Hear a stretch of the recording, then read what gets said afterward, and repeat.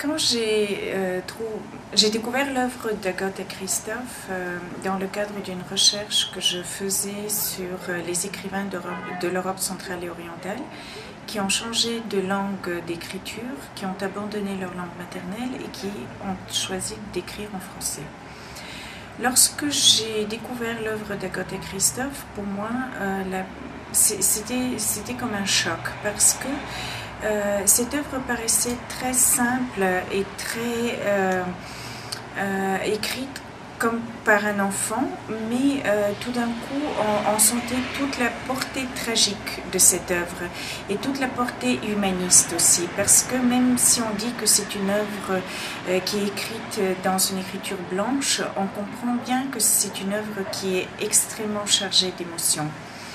Et donc je peux dire que ce qui m'a touchée personnellement dans l'œuvre d'Agatha Christophe, c'est cette portée humaniste, parce qu'elle nous montre ce que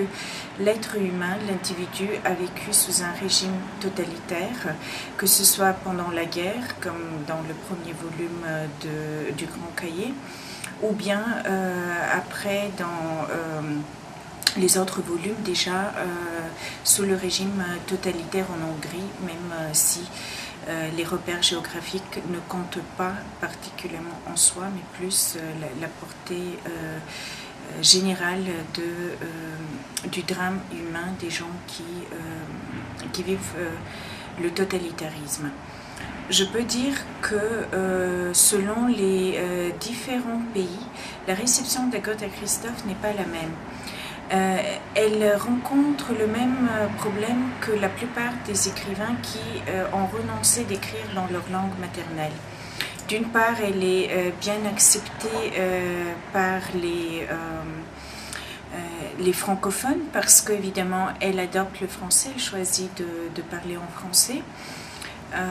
D'écrire en français, et donc évidemment elle fait partie de la grande famille des écrivains francophones. Mais dans son propre pays, je peux dire qu'elle n'est pas très connue, parce que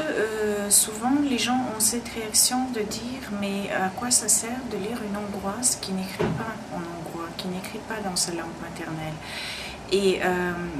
du coup, les gens pensent que c'est bizarre de lire un écrivain de leur pays,